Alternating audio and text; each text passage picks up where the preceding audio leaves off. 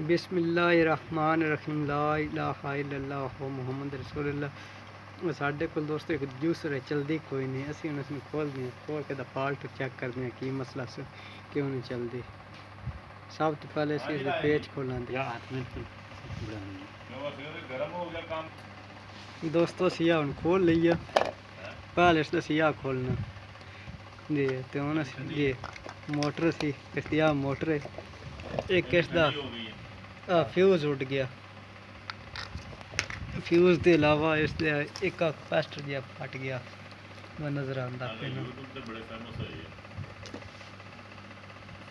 जी। हम असी जो ना फ्यूज़ इसके चेंज करते हैं, नहीं तो डायरैक्ट तार कर देंगे, डायरैक्ट प्लग आदि नाल लान लगे हैं।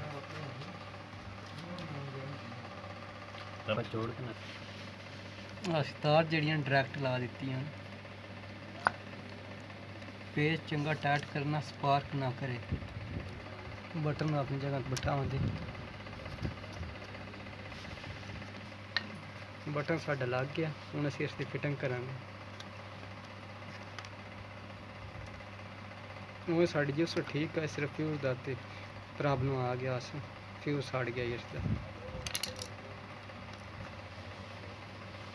फ्यूज़ नहीं पाया।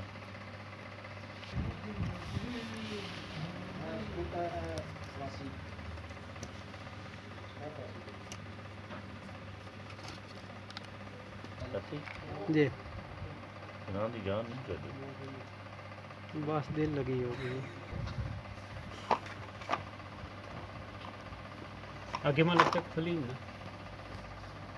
एक और टकना है, फिटिंग हो रही है इसकी। पेज कितने 4 से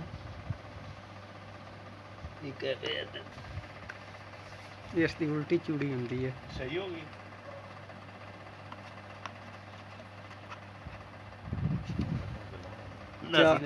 चार पेज लावे थले वाली साइड से। ये पेज साढ़े लग गए 4। हूँ असी आ कवर लावे थले वाला, इसके पैर वाला। ठंडा है नहीं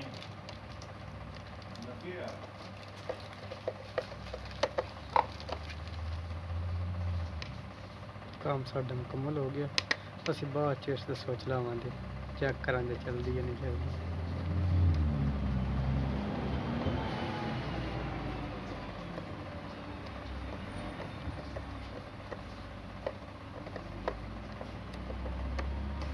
बटन तो ऑन ऑफ हम पास है, अगले तो सन चल रही है।